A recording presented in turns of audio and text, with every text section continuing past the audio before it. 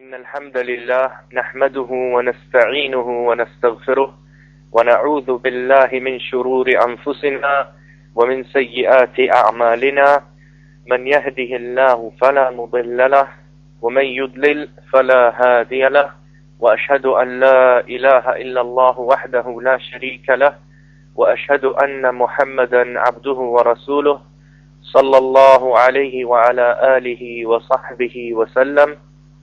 أما بعد فإن خير الكلام كلام الله وخير الهدي هدي محمد صلى الله عليه وسلم وشر الأمور محدثاتها وكل محدثة بدعة وكل بدعة ضلالة وكل ضلالة في النار.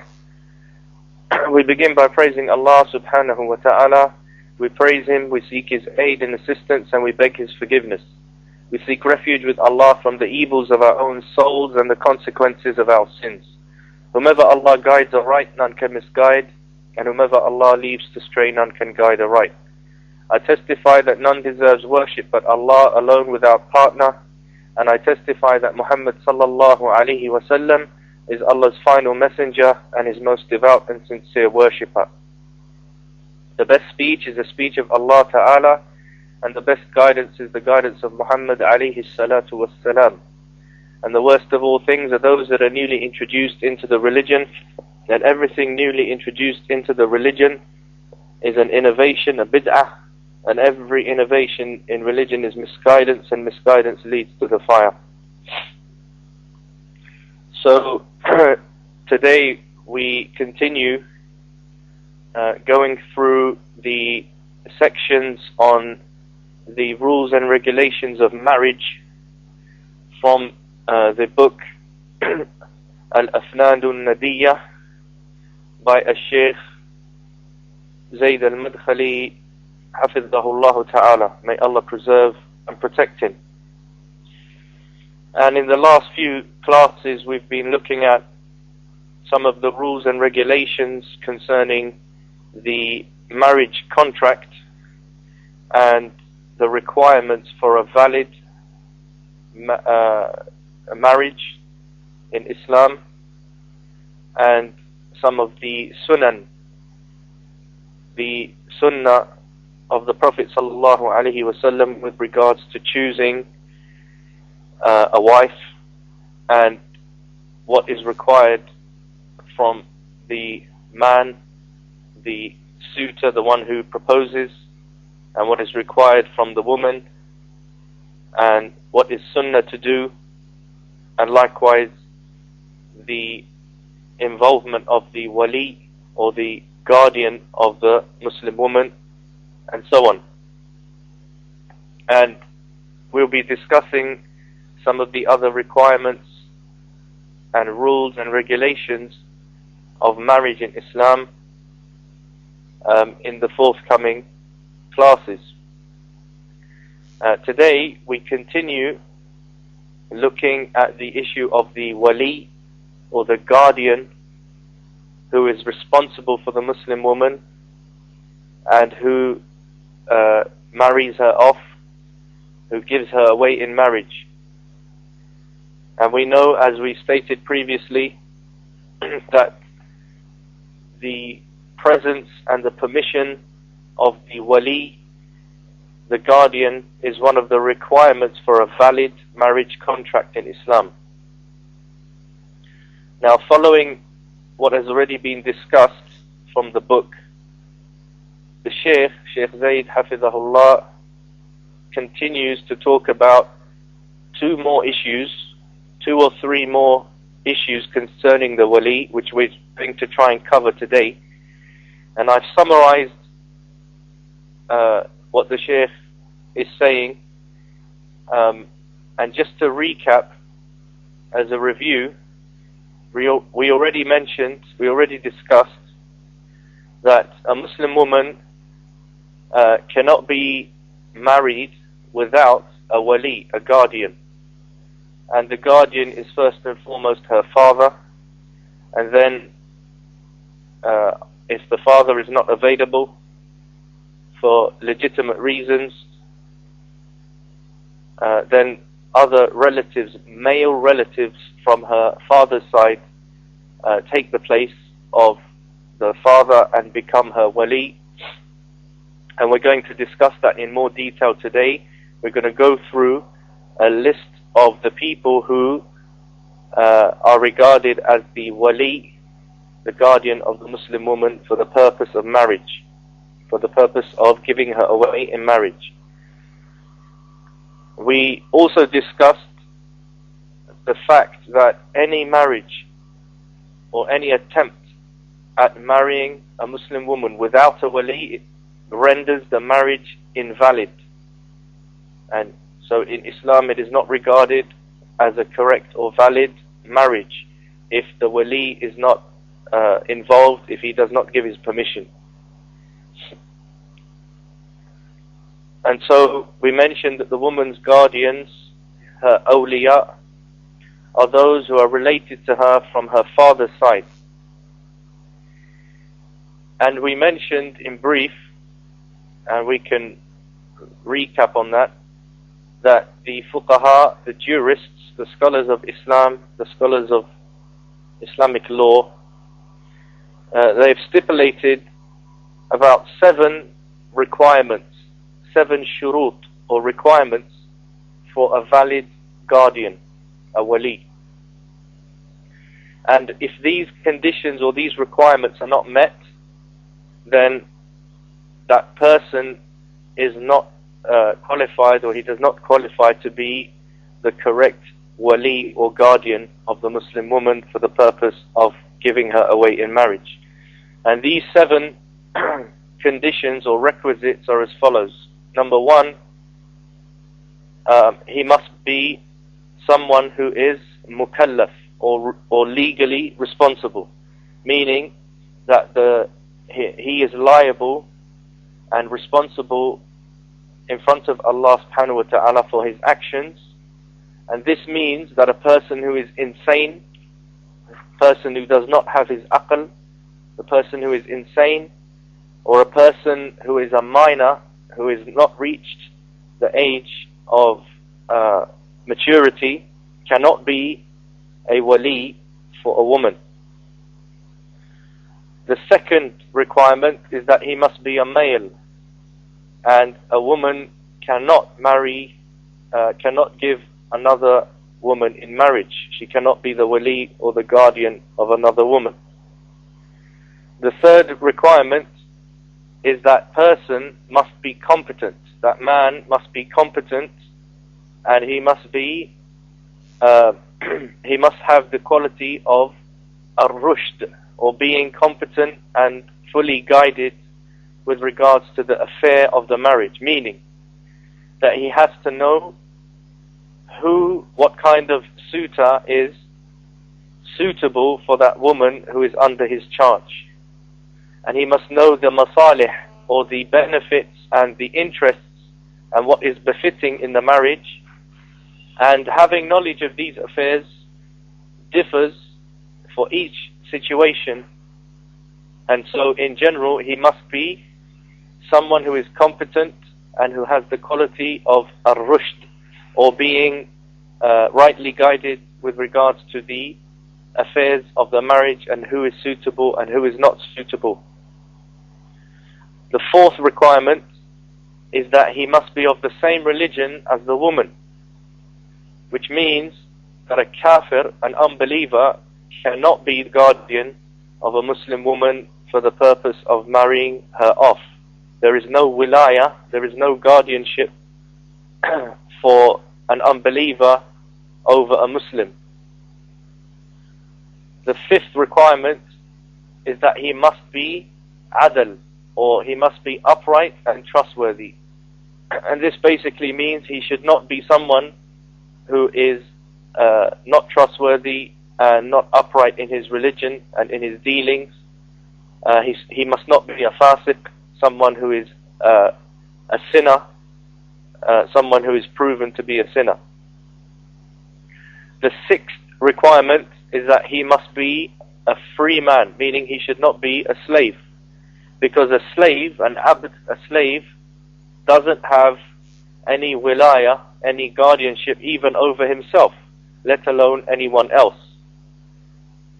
The seventh requisite is that he must come in the correct order, meaning that those relatives of the woman, the male relatives from her father's side, first and foremost her father, and then those other relatives who have the right and the duty to be her wali if her father is not there, then those potential awliya or guardians must come in the correct order. And that means that someone who is a more distant relative cannot marry off a woman if someone closer to her in relation is available, unless there is a legitimate reason in Islam, an Islamically acceptable reason for that person to take the guardianship, and we'll discuss that in a bit more detail later on or in the future classes. So those are the seven requisites or shurut that the scholars have mentioned, which need to be fulfilled for a person to be a legal guardian of a woman for the purpose of giving her away in marriage. So the Shaykh also explains here, and this is related to the seventh point, that the guardianship, the wilaya, it comes in a certain order. There is a certain tartib or order of people, men, who can be the wali of a Muslim woman, and it is not correct to take as a wali someone who comes after another relative who has more right to be the wali. And so this is in order of closeness in relationship to the woman. And so the more distant relative who comes further down the list cannot be taken as a wali unless the closer relative who is further up the list is not available. And he may not be available, or he may not be able to be the wali for a number of reasons. And the Shaykh mentions either because he is not present, meaning he could have passed away, he could have passed on, and he may be deceased, or he may be missing and no one is able to contact him. Okay, or it may be because he falls into the sin of al-adl. Al-adl is when the wali refuses to marry off the woman for no legitimate reason, for no acceptable reason in Islam. The wali refuses to marry her and he keeps her unmarried. He doesn't allow her, he doesn't help her to get married, even though there is no reason, no Islamic reason to reject or to get in the way of that marriage. And this is a topic which we need to discuss in more detail, because of course it is a very serious topic, the topic of al-adl.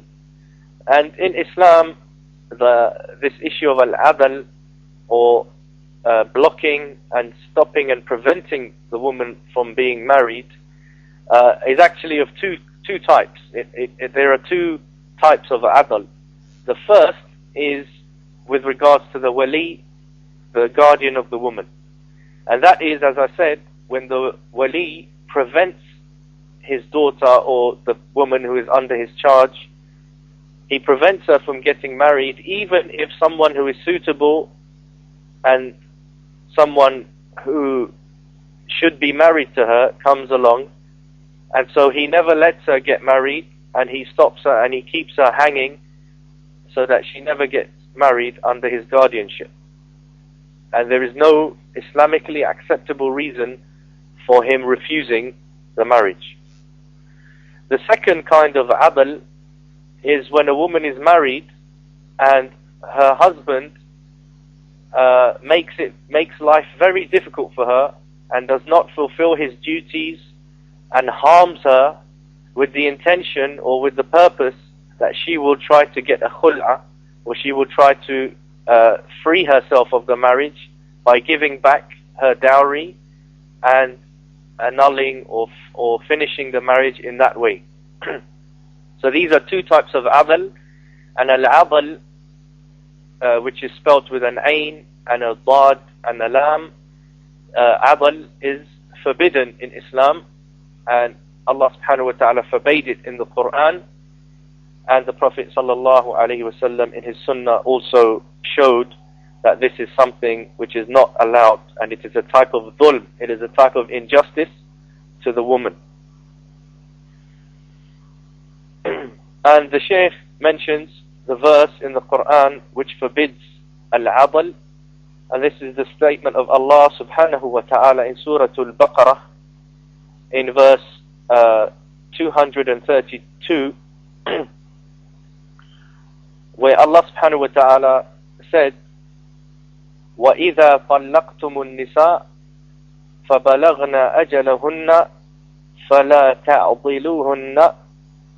فَلَا تَعْضِلُوهُنَّ أَنْ يَنْكِحْنَ أَزْوَاجَهُنَّ إِذَا تَرَاضَوْا بَيْنَهُمْ بِالْمَعْرُوفِ.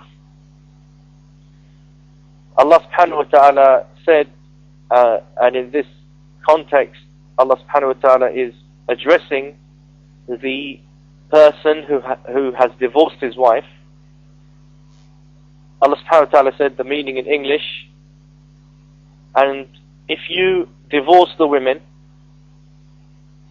and they reach the period of waiting, they have reached their appointed time, meaning their iddah, their waiting period has ended, فَلَا تَعْضِلُوهُنَّ, then do not prevent them, do not stop them and do not prevent them from marrying their husbands if they come to an agreement, or if they come and they mutually approve amongst themselves. And from the Sunnah, the Shaykh mentions the hadith in Sahih al-Bukhari which explains the context in which this verse was revealed, and it also shows us that this adl, or preventing a woman without any good reason from getting married, is something which is haram, it is forbidden. The hadith in Sahih al-Bukhari from the companion Ma'qal ibn Yasar radiyallahu ta'ala anhu states, and he reports, he says, زوجت أختا لي من رجل فطلقها حتى إذا انقضت عدتها جاء يخطبها فقلت زوجتك وفرشتك وأكرمتك فطلقتها ثم جئت تخطبها لا والله لا تعود إليك أبدا. وكان رجلا لا بأس به، وكانت المرأة تريد أن ترجع إليه، فأنزل الله عز وجل فلا تعضلوهن أن ينكحن أزواجهن. فقلت الآن أفعل يا رسول الله؟ قال فزوجها إياه أو فزوجها إياه. So in this hadith, the companion Ma'qal ibn Yasar radiyallahu anhu said, I once gave one of my sisters in marriage to a man who later divorced her, until when her iddah, her waiting period, had ended, he came again to propose in marriage again to her. So I said to him, I married you to her, and I furnished you, and I honored you and respected you, and then you divorced my sister. And now you come again and you want to propose to her anew for a new marriage again. No, by Allah, she will never come back to you. And then he adds, and he was a man who was okay, there was no great problem with this man. Meaning he was someone who could be married, and he was not someone who was could be rejected legitimately for marriage. And the woman, meaning his sister, and the woman wanted to go back to him in marriage. So Allah Azza wa Jal revealed this verse, فَلَا تَعْضِلُوهُنَّ أَنْ يَنْكِحْنَ أَزْوَاجَهُنَّ, which means do not prevent them from marrying, do not prevent the women who have been divorced and now they are ready to be married again. They have fulfilled or their waiting period, their iddah has come to an end. Do not prevent them from marrying their husbands. So I said, Ma'qal radiallahu anhu said, so I said, right now I will do it, O Messenger of Allah. So he married her, his sister, off to the man again. So this verse in the Quran and this hadith of from this companion, this hadith in Sahih al-Bukhari, clearly shows us, as the Shaykh said, Shaykh Zayd Hafizahullah said, so this hadith explicitly and clearly shows, or he said, وَكُلٌّ مِّنَ الْآيَةِ وَالْحَدِيثِ صَرِيحٌ فِي تَحْرِيمِ الْعَضَلِ مِنَ الْأَوْلِيَاءِ إِذَا تَقَدَّمَ لِخِطْبَةِ مَوْلِيَاتِهِمْ الْأَكِفَّاءِ مِنَ الرِّجَالِ.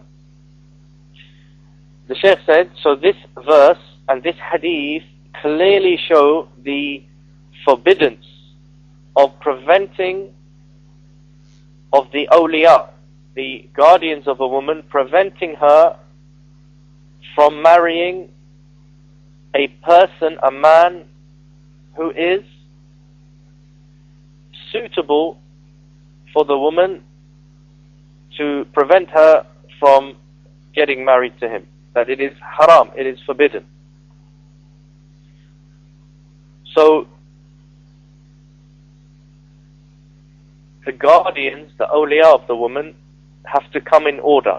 She cannot move and choose another wali or go to another wali unless there is a specific or a legitimate Islamic reason for that wali not to be qualified anymore to be her guardian. And one of those reasons is that the wali is no longer available. Her father may have passed away. He may have died. He may be someone who is missing and cannot be contacted at all. Or another reason is this sin of al-adl, where without a correct Islamic reason, the wali prevents his daughter or the woman who's under his care from getting married, even though the marriage is correct. The marriage itself, the person who has come and who has proposed for marriage is someone who is Islamically acceptable for marriage, and he is suitable for the woman. In such cases, the person who should have been the wali disqualifies for this wilaya, for this guardianship, because of these reasons or because of this sin. And we move on to the next person in the list of guardians. Then the Shaykh explains that if there is more than one wali, there is more than one potential guardian available, and both of them are equal in the list, meaning in the right to, or having the right to marry her off, if they are equal, they're of the same level, and I'm going to give you the list in a few minutes, and I'm also going to ask some questions about this list, so that we make sure, inshallah ta'ala, that we get the right notes and the right order. But the Shaykh explains in this section of the book also that if there is an order of awliya, of guardians for a Muslim woman who can marry her off, who have the right and the duty to marry her off, but if there are two or more people, men available from her relatives who have the equal right in marrying her off, then what happens in that situation? The Shaykh said, in that situation, the person she chooses, the person she gives the permission to from those people who have equal right to marry her off, to be her wali, then the one that she gives permission to is the one who can take this guardianship and marry her off. And the Shaykh explains, and if he marries her off, the marriage is valid even if he's younger in age than another person who is equal to him in terms of his right and his duty and in his position in the list for being her wali. And this will become clear in a few minutes, and inshallah ta'ala I'm also going to ask a question or two to make sure that we've understood this point. So to summarize, the Muslim woman needs a wali to get married, a guardian, and his permission is one of the pillars and one of the requirements of a valid marriage contract. And so she cannot marry herself off, and neither can another woman marry her off. Rather, it has to be one of her male relatives from her father's side, And that begins with her father, who has the most right, and the rule is that the father is the wali of his daughter, unless and until there is an Islamic reason for him not to be the guardian. And one of those reasons is that, of course, if he's not available, he has passed away, or, for example, he falls into this adl, or this preventing and blocking his daughter's marriage for no good reason, for no legitimate reason. And every time a wali is not available, or it is not possible for him to be the guardian of the woman, then we move on to the next person in the list, and so on and so forth until all options are exhausted. And it is not right, and no one has the right to take the guardianship away from a man, a male relative of a woman, without the correct Islamic reason. So now I'm going to list, as the Shaykh mentions, he mentions a list here. The Shaykh mentions a list of the male relatives from a woman, from her father's side, who have the right to be the wali, the guardian of that woman. And as we go down the list, we have to keep in mind that we don't move to the next person in the list unless and until there's a correct Islamic reason, as I outlined a few minutes ago, unless there's a reason to go on to the next person. So the list is not a list of choice.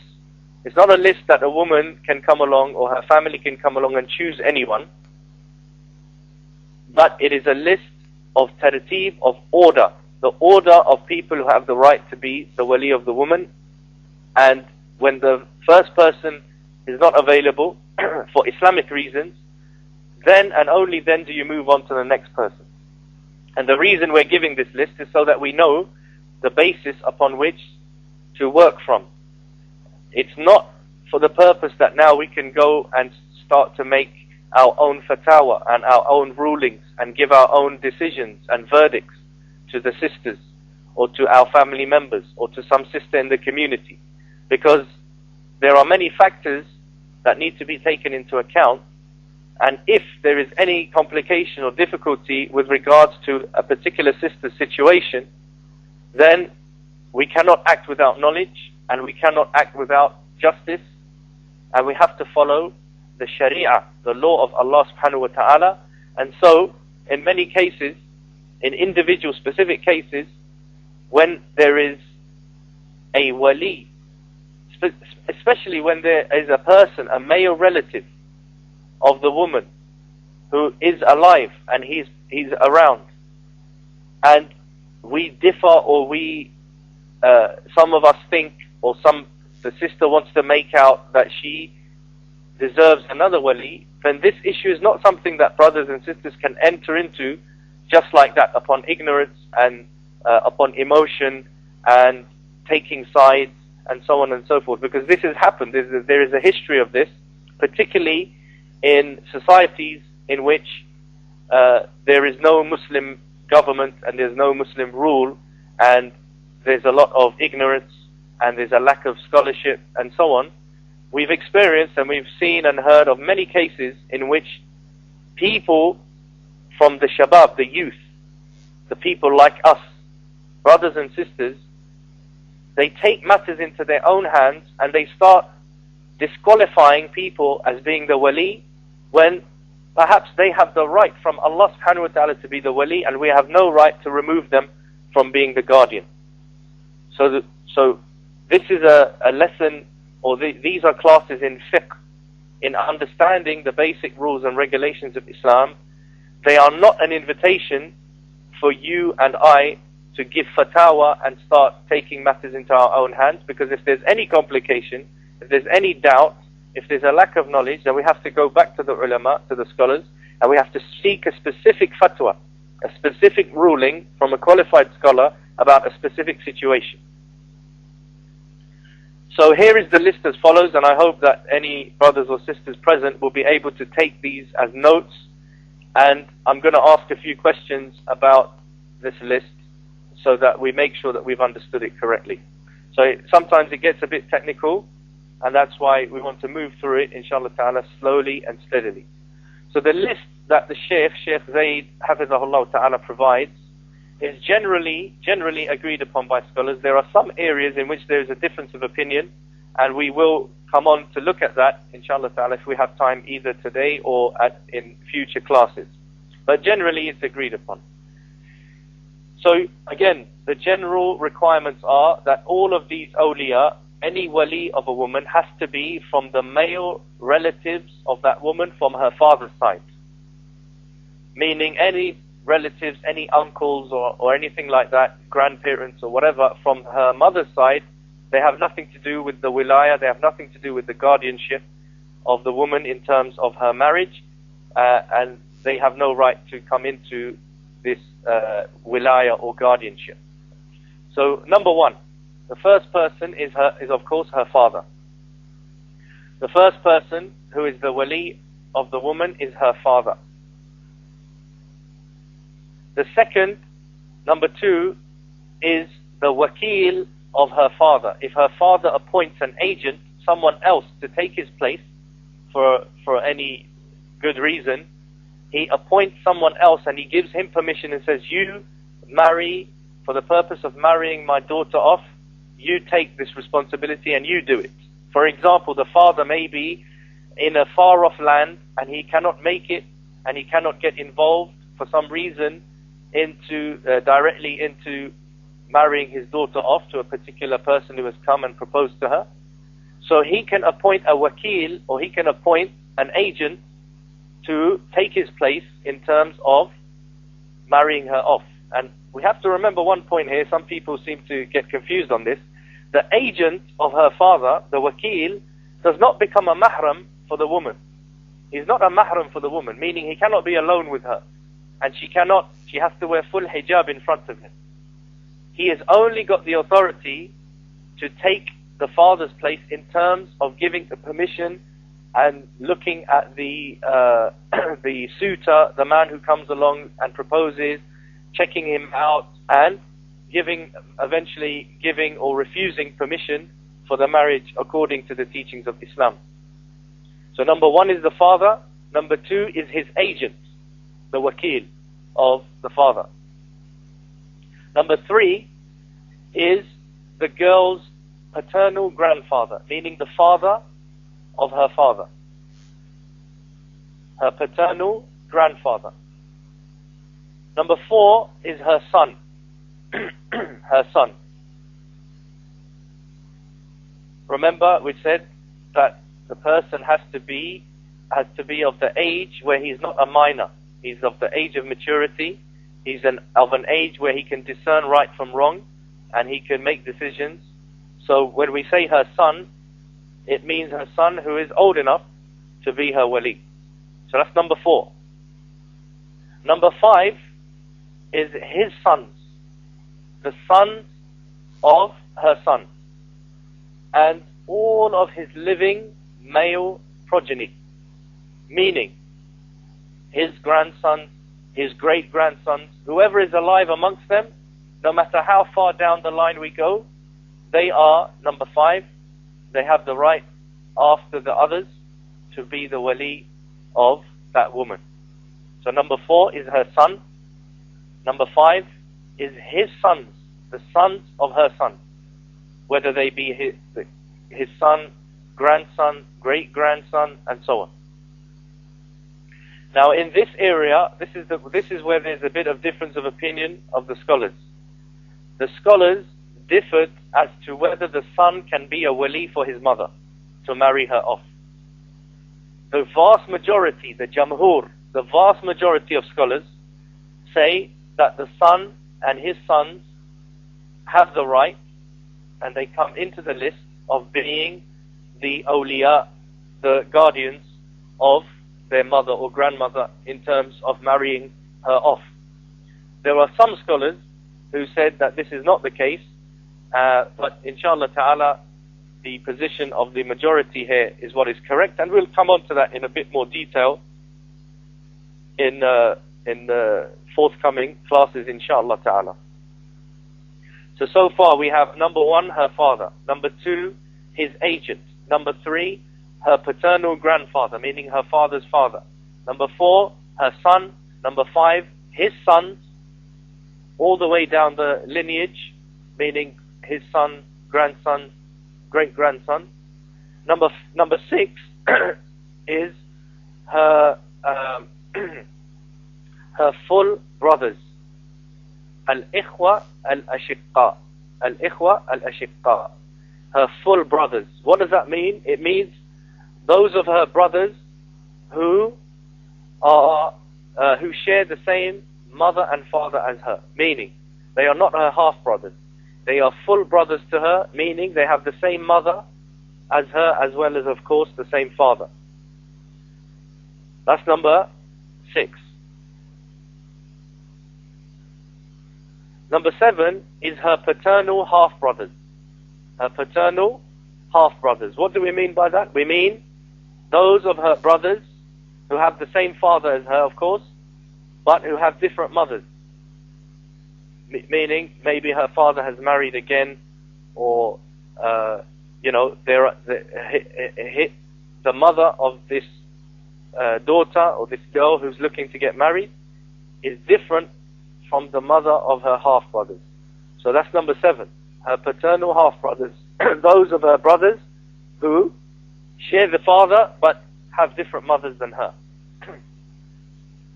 Number 8 are the sons of her full brothers. So they are the sons of number 6. The sons of her full brothers. They are next down the line, number 8. And number 9 are the sons of her half-brothers.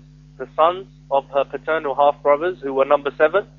They come number 9 in the list, or in the order of those people who can be the wali of the woman in the absence, or when the others who come before them are not available. So with regards to her brothers, number 6 are her full brothers. Number 7 are her half-brothers, meaning those who have a different mother than her. Number 8 are the sons of her full brothers, those who are the sons of her brothers who have both the same parents as her, father and mother. And number 9 are the sons of her half-brothers, her paternal half-brothers, her half-brothers from the father's side. Number 10. Now we go on to her uncles. Number 10 are her full paternal uncles, which means the brothers of her father who share both parents with him. So they are the brothers of her father, meaning they are her uncles, but they are her full uncles, meaning that both the mother, they have the same mother as her father. They have the same mother as her father. So they are not her father's half-brothers, they are her father's full brothers. So those uncles are number 10. Number 11 are her paternal half-uncles.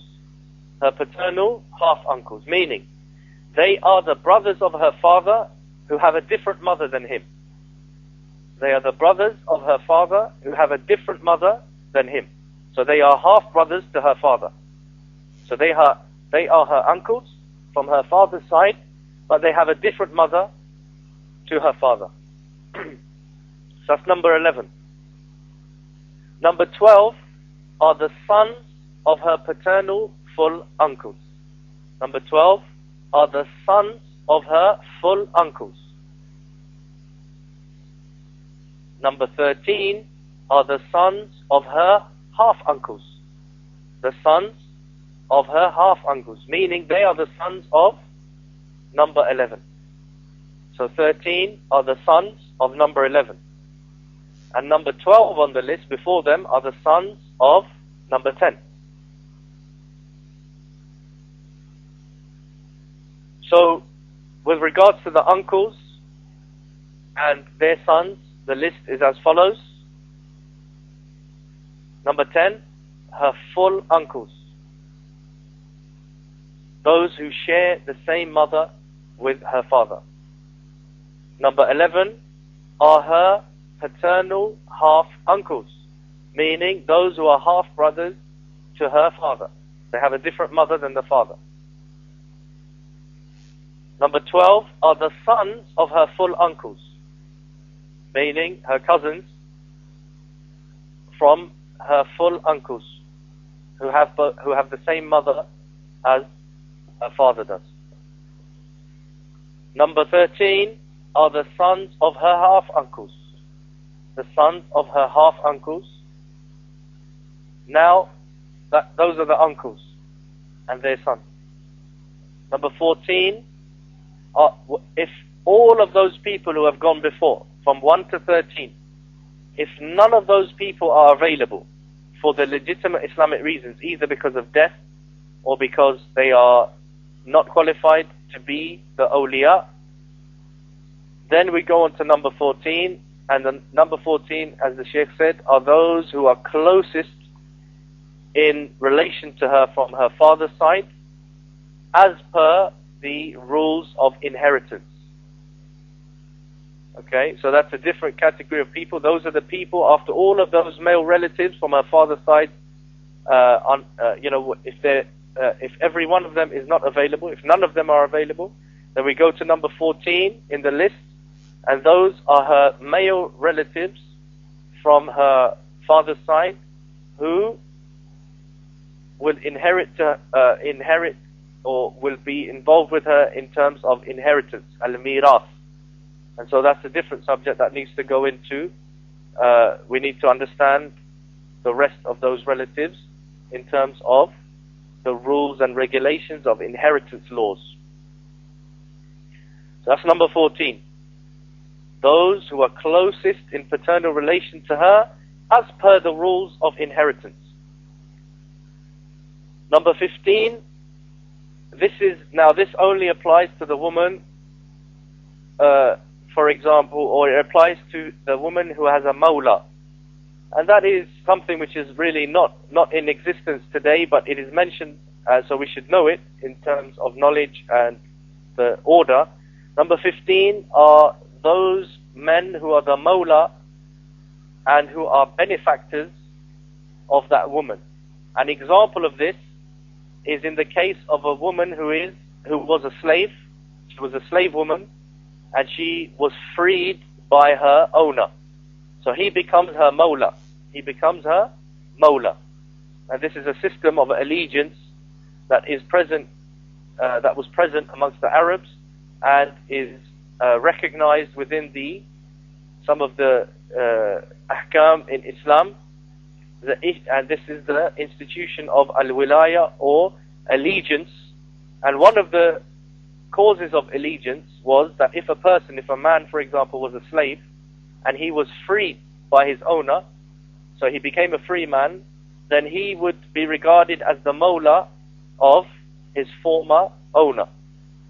And there is a certain amount of allegiance and closeness and a connection between them. So if there was a slave woman and she was freed by the owner, then he becomes the mawla.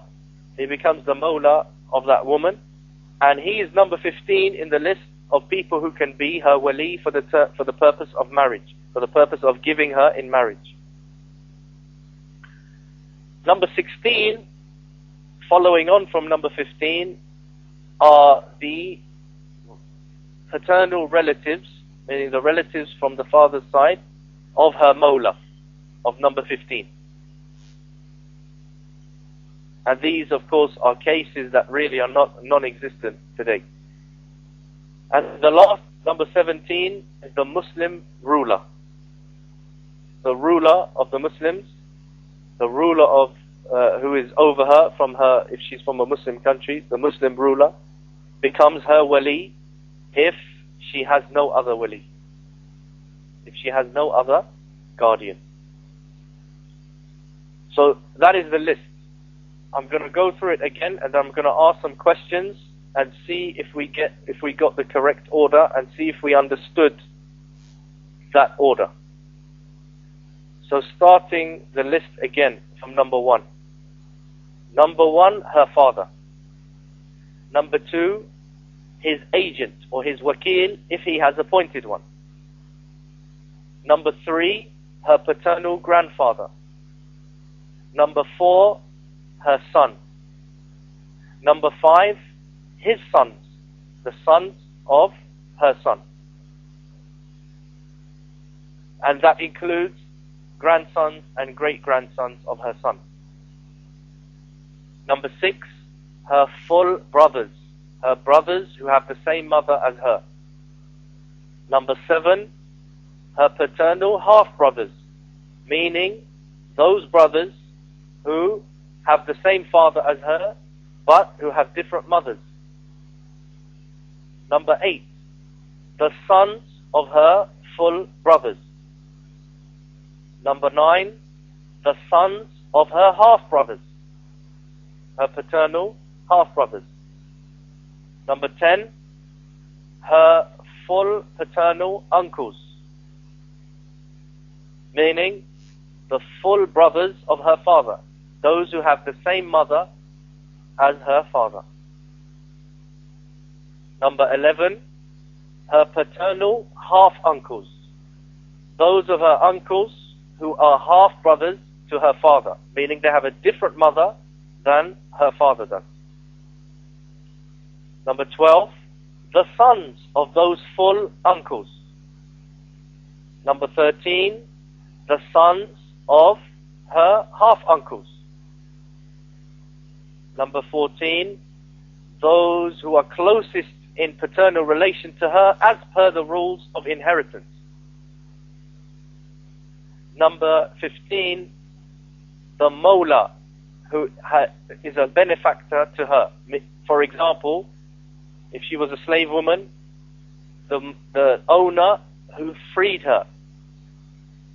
Number 16, his paternal relatives, the relatives of her Mawla from his father's side. And lastly, number 17, the Muslim ruler. So this is a summary of the list provided by the Sheikh Zayd al-Madkhali. And as I said, most of this is something which is agreed upon by the scholars. There are some issues, for example, the wilaya, the guardianship of the son and his sons, which are the subject of some difference of opinion among scholars. However, most of the scholars, most of the imams of fiqh, most of the scholars of Islam are agreed that the son of a woman can be her wali, and that he takes position number 4 in the list if her father had appointed a wakil who becomes number 2. So now, in order to finish off tonight, I'm going to ask some questions, and what I suggest is if there are any brothers, they can write or they can say their answers to the brothers who are responsible for broadcasting the class. And if there are any sisters, they can write down their answers on a piece of paper and send it through to the brothers, or the brothers can get someone to collect those answers. And anyone who's online on Paltalk can also suggest their answers to the admin of the room. And if we get a few answers in, the brothers can relate that back to me, because I just want to check that we got the list right and that I was clear enough in putting the information across. So the first question is this. In the list of those people who can be the woman's awliya, the guardians, who would be number 4 in the list if her father had not appointed a wakil? So the question is, who comes number 4 in the list if the woman's father has not appointed a wakil or an agent to take his place? That's the first question.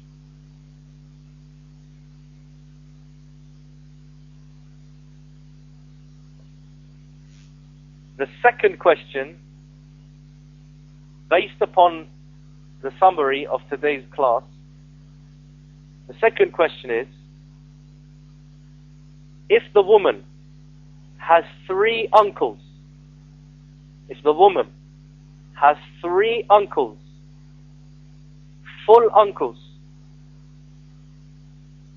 they are all brothers, they are all full brothers of her father, and it comes to their turn, meaning that the people who come before the uncles on the list are not available.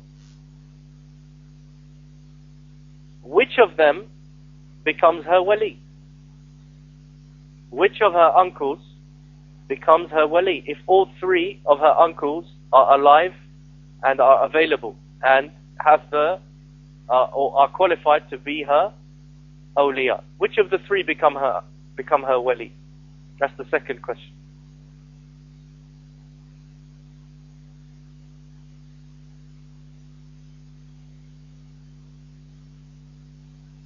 And the third question, and the last question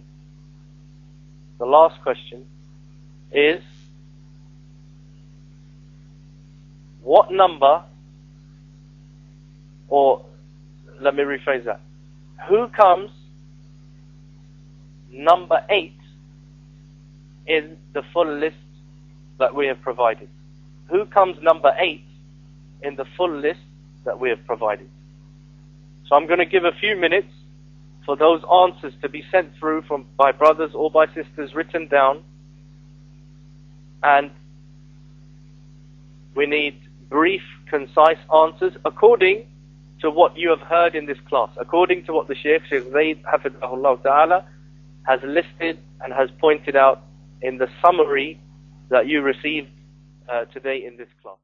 Okay, alhamdulillah, we got a few answers come through from both the brothers and the sisters. Some of them were correct. 1 or 2 of them are incorrect according to the list that we've provided here. So the answer to the first question was number 4, her son. Okay, the answer to the first question is number 4, her son. If her father had not appointed a wakil, has not appointed any agent to take his place, then number 4 is her son in the list. Okay? The answer to the second question, which was, if the woman has 3 uncles, full uncles, who are all qualified to be guardians, they meet the requirements to be a guardian, right? And all the other people before them in the list are not available, then which of those 3 uncles becomes her wali? Some people said, or 1 or 2 answers mentioned that it's the eldest amongst them, but most people, I think, got it right, and the answer is that it's the one she gives permission to. It's the one she gives permission to. And because they all are equal in terms of their place in the list. However, of course, there may be some other factors, there may be some other considerations to keep in mind. For example, which of the uncles are available and are closest here and now, and which of them are more, she trusts more and are more righteous, and so on. But basically it comes down to the permission that she gives, and she would have to take into account the things that would make that wilaya, that guardianship, better for her and better for the marriage and easier to fulfill. But in terms of their rights and in terms of their place in the list, they are equal, and so any of those uncles, even if one of them is younger than the other, can be the wali, can be the guardian according to the permission that the woman gives. And the answer to the last question, and that was who is number 8 in the full listing, then the answer is the sons of her full brother. The sons of her full brothers. Okay, so they are her, as I think one sister mentioned, they are her nephews. They are her nephews from her full brother. The sons of her full brothers. So alhamdulillah, inshallah ta'ala, the information got across correctly.